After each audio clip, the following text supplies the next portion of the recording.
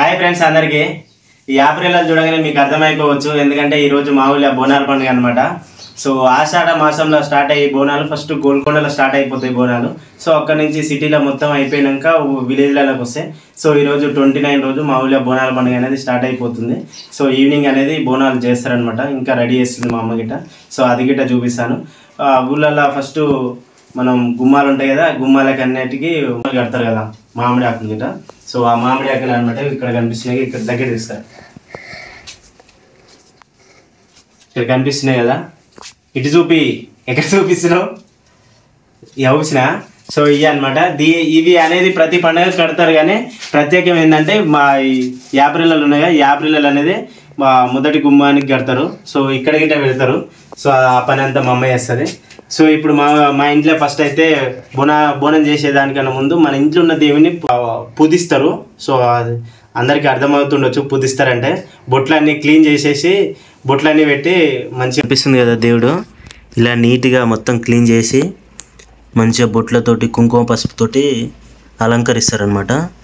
ఇది ప్రతి పండుగకి చేస్తారనమాట. పెద్దగా ఫెస్టివల్స్ అయినప్పుడు బోనాల పండుగ అయితే ఖచ్చితంగా చేస్తారనమాట.